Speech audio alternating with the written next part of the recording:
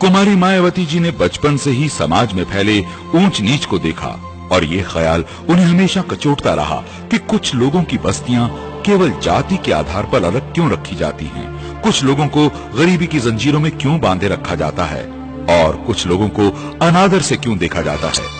वे जब स्कूल की छुट्टियों के दौरान अपने रिश्तेदारों के यहाँ गांव जाती तो वहाँ ऊंच नीच का शिकार समाज अनायास उनका ध्यान खींचता। ये सब देखकर कुमारी मायावती जी के अंदर इस विश्वास ने जन्म लिया कि जब तक समाज के हर वर्ग में भाईचारा नहीं होगा तब तक देश की तरक्की नहीं हो सकती। उनका राजनीतिक चिंतन मनुवाद के विरोध में और समता मूलक समाज के निर्माण पर केंद्रित रहा है। जब कुमारी मायावती जी मनुवाद का विरोध करती हैं, तो उनका मतलब ये कतई नहीं है कि वे किसी खास धर्म का विरोध कर रही हैं। उनके लिए मनुवाद का मतलब गैर बराबरी की वकालत करने वाली व्यवस्था और उस मानसिकता से है जो ऊंच नीच को बढ़ाती है और इंसानियत के खिलाफ है। उनका ऐसा मानना है, इस देश में जो बहुजन समाज के लोग हैं उनकी सारी समस्याओं का जो जड़ है या मुख्य कारण है वो मनुवाद है। लेकिन बहुजन समाज में ऐसे लोग जिन्होंने अभी तक मनुवाद को अच्छी तरीके से समझा नहीं है, तो इस किस्म के लोग अक्सर ऐसा सोचते हैं कि हमारी सभी समस्याओं का हल मार्क्सवाद, समाजवाद, साम्यवाद में है। लेकिन मेरा ऐसा मानना है कि जिस देश में मनुवाद मौजूद है उस देश में कोई भी अन्यवाद सफल नहीं हो सकता है, क्योंकि मनुवाद अन्य सभी वादों को नष्ट कर देता है। इस मनुवाद ने सबसे ज्यादा नुकसान उस बहुजन समाज का ही किया है जिसमें अनुसूचित जाति, जनजाति, अन्य पिछड़ा वर्ग व धार्मिक अल्पसंख्यक समाज से संबंधित सिख, मुस्लिम, ईसाई, पारसी, जैन व बुद्धिस्ट लोग आते हैं, जिनकी कुल जनसंख्या भारत में 85% के करीब है।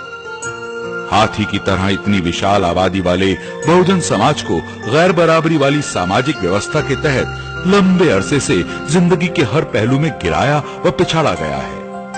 कुमारी मायावती जी ने इस किस्म की सामाजिक व्यवस्था को जड़ से बदलना ही अपनी जिंदगी का उद्देश्य माना है और इसको पूरा करने के लिए उन्होंने सत्ता प्राप्त करना जरूरी समझा। कुमारी मायावती जी ने बहुजन समाज के दर्द को करीब से समझा और इस समाज में जन्मे महापुरुषों, संतों व गुरुओं के जीवन संघर्ष का गहराई से अध्ययन किया।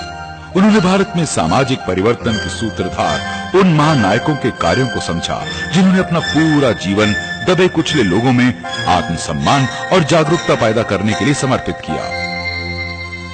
इनमें महात्मा ज्योतिराव फुले, छत्रपति शाहूजी महाराज, नारायण गुरु व परम पूज्य बाबा साहेब डॉक्टर भीमराव अंबेडकर प्रमुख थे। बाबा साहेब डॉक्टर अंबेडकर के उस महान वाक्य ने कुमारी मायावती जी को विशेष तौर पर प्रभावित किया, जिसमें उन्होंने ये कहा था कि राजनीतिक सत्ता वो मास्टर चाबी है जिसके माध्यम से बहुजन समाज के लोग अपनी तरक्की और सम्मान के सभी दरवाजे खोल सकते हैं। इसी वाक्य ने उन्हें प्रेरित किया कि वे सरकारी सेवा में जाने की इच्छा छोड़कर राजनीति में प्रवेश करें और सत्ता पर वर्चस्व स्थापित करके बहुजन समाज को न केवल शिखर पर ले जाएं, बल्कि उनके विकास का मार्ग खोलें। राजनीतिक सत्ता के बिना हम इस देश में जो गैर बराबरी के आधार पर जो सामाजिक व्यवस्था बनी है तो उसको हम नहीं बदल सकते, सामाजिक परिवर्तन नहीं कर सकते।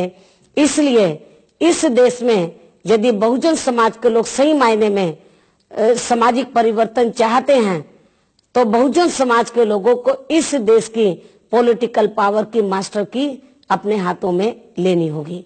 और यही बात बाबा साहब डॉक्टर अंबेडकर ने अपने जीते जी बहुजन समाज के लोगों को सलाह के तौर पर कही थी।